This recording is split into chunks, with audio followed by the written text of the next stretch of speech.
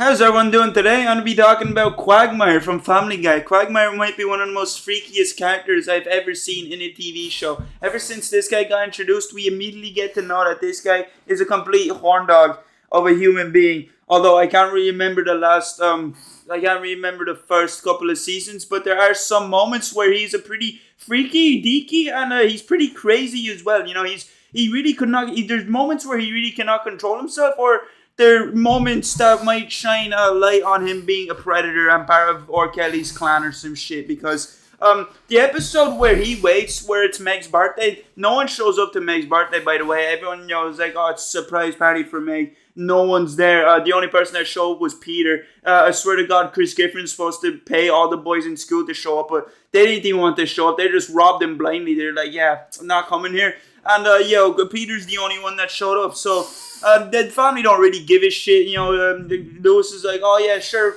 You know, we done that other thing with you, Meg, didn't we? I can't remember what they did with them, but I do remember they were gone somewhere with Meg. And then, Quagmire shows up at the door and be like, yo, Quagmire, what are you doing here? You didn't leave any of your, sex toys or gimp suits over here. We don't have any. We don't have your packages. So, why are you here? So then, Quagmire is like, oh yeah, little birdie told me it's Meg's birthday. This man showed up. This man was like, he knew it was Meg's birthday, and he immediately just showed up to the door, ringing the ding-dong doorbell. And then he sits beside Meg and starts talking to her, being like, yeah, so you're 18 now and all. It's like, wait, hang the fuck on. So Meg only turned 18, and Quagmire, is already immediately trying to get with her. Some tells me that Quagmire's been horny for Meg ever since she's been a minor, which is actually kind of crazy. This guy, there was no boundaries he will not pass to get some pussy. Even when Peter goes over to Quagmire's house and basically just, asks him, can you, not become my son-in-law or some shit? Can you not, hate on my daughter, please? She's kind of my blood. It's kind of weird. You're my best friend and you're going to be going out with my daughter. It's going to be kind of awkward. So then Quagmire's like, no can do, buddy. I'm Quagmire. I'm the sex demon. This is kind of what I do. This is kind of my shtick. If I see a woman, I have to go fuck her, no matter what. It's kind of crazy. And then later on in that episode, Peter and Lois try to basically. Peter is getting mad at Meg for doing this, but Lois is grand with her doing this because apparently, according to Lois, Meg's only going out with Quagmire to, shit on Lois and Peter Griffin. It will actually boil them blood if they find out that Quagmire piped Meg. So, Peter's like, alright, yeah, grand. So then it gets to a point where Meg's like, alright, I'm going to go to a log cabin with Quagmire. And then Peter's like, yeah, I kind of took your advice, Lois. I let her get away and now you're getting mad at me. So then they go and try, go stop Meg from going with Quagmire to this log cabin. But then behind them, Quagmire is already hopping in the car with Meg, and he drives off. And I think it says on the sign, just banged your daughter or some shit, or off to fuck your daughter or whatever. I don't know. He drove away with cans trailing him behind his car with a sign, something to do with Meg behind the car. So then they're driving all the way to this isolated cabin in the woods. Basically, it's the sex shack, and Quagmire is taking Meg for a nice romantic evening, and they're gonna end it with a fuck. So then Peter and Lois actually managed to get there, and before they get there, Quagmire, he really wants to fuck Meg. When they're chilling by the fireplace, the shadows behind him just start dancing around. He just takes off Meg's clothes and shit. It's pretty weird. He's a pretty freaky guy. It's pretty strange. You just your best friend's daughter just turned 18. And you already just want to fuck her. Would you not just not fuck her, just look for someone else who's of age? It's pretty strange how you're best friends with Peter, but then immediately you just want to pipe her daughter when she's of age. It's really strange. It's really freaky. It kind of does, give me signs that he is a predator and he'd find minors attractive. There's another episode where Connie D'Amico, I think her name is, the slutty teenager from school, keeps bullying Meg. So then Lois actually hired Quagmire to show up to her door and basically traumatize her for life. He shows up to her door and asks her, how old are you? And he's like, oh, I'm 16. And then he's like, 18? You're a first. Giggity, giggity. He just starts head bopping and shit. He's a freaky guy. There's no limits he won't go to. And, Quagmire in that episode as well with the sex shack, he didn't get the fuck Meg. Peter and Lois just came just in time to, Avengers save her and bring her home.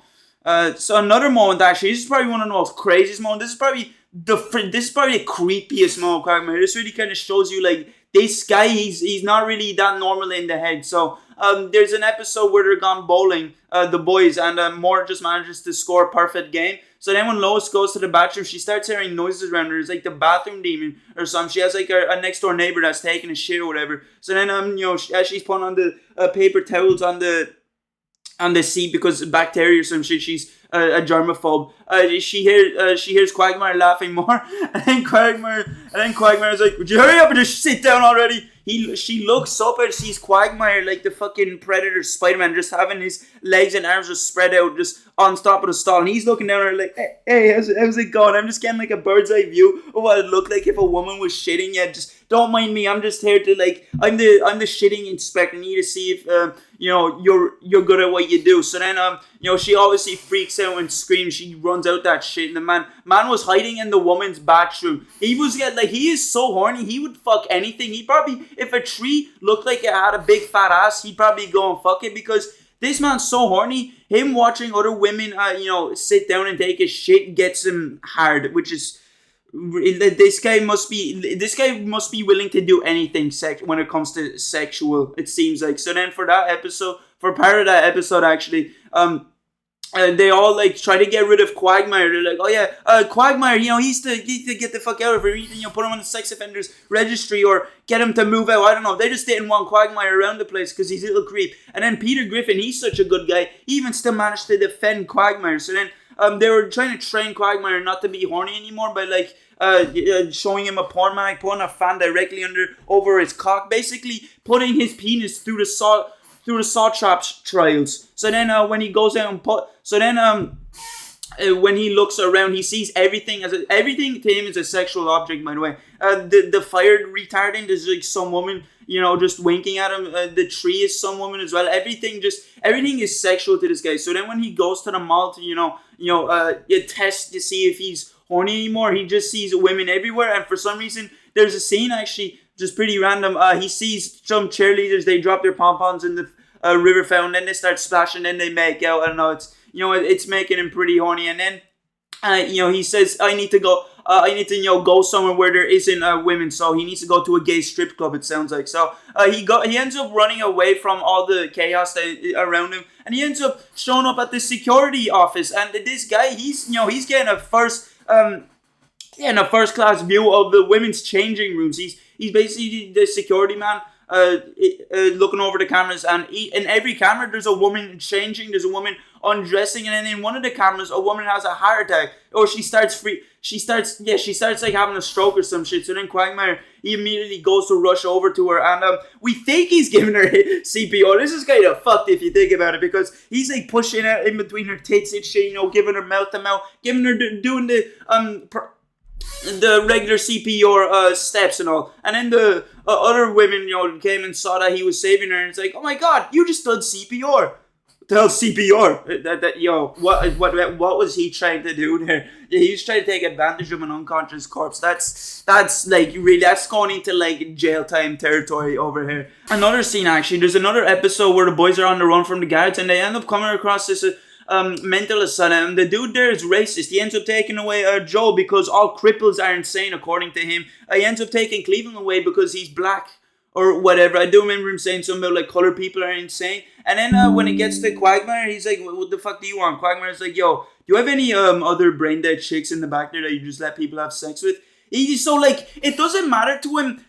It doesn't matter to him how bad the woman is. It doesn't matter to him if she has a personality. It kind of only matters to him if she's a female and he can fuck her, and that's it, to be honest. Age doesn't really seem to be that much of a big thing for him as well, except unless you're 18. If you're 18, then you're on the market for him, but if you're not, then you're safe pretty much. There's other scenes as well, actually. There's one where the family, Peter and Lois and all, they end up going to Quagmire's cabin for whatever reason, and when they show up there, Peter's sitting on the couch, and then Lois actually, she flicks a switch. So then Peter gets gassed like a Jew. He gets his legs spread open. A claw comes out of the couch and just takes his clothes off and puts him in like doggy style or some shit. Like he's ready to take it up the hallway. It's really fucking weird. Quagmire has a contraption where he knocks people out so they can be ready and breedable. yeah, I don't know about this one, buddy. Even there's another actually crazy episode. I'm not sure if this would be as crazy as the other shit he's done. It just kind of like in this episode, it kind of shows like he's just super horny. He can't control it. He can't put his dick in his pants. Like his dick has a mind of its own. It's like a fucking live snake or whatever. This shit, the way he treats it. Anyways, in this episode, he fucks Cleveland's wife. Peter Griffin and Brian Griffin are just walking along, and then they hear someone screaming like they just got shot or stabbed or whatever. So they're just gonna go check it out, go see what's up. So then they end up going to Cleveland's house, and they end up seeing Loretta being piped by a white guy, but they didn't see the white guy's face. So Quagmire's safe for now. But as the episode keeps progressing, they eventually find out that Cleveland did fuck Loretta, and then Quagmire did fuck Loretta, and at first Cleveland didn't really give a shit. He's just like, yeah, oh, it's cool. My best friend just fucked my wife. Oh, that's grand. It's just another day in roadside island or whatever. I forgot what the place is called where they live at. Another day in the US, and then it took Peter putting on a mask of Quagmire, putting on a mask of Loretta and Brian, and then basically pretending to be Quagmire, wanting to fuck Loretta. It looked like he was trying to molest Brian, but he was actually pretending. That managed to piss Cleveland off. He took the mask, ripped it in half, grabbed the baseball bat, and went to, take care of business. Went to break Quagmire's legs, send him to the hospital. So when he showed up to Quagmire's house, Quagmire was running from Cleveland, and in, I swear, in nearly every room there's a hidden bed. This man has a bed he had a bed in the fridge. He had a bed in the stove. This guy would fuck anywhere. This guy, he has a bed just in case for any scenario.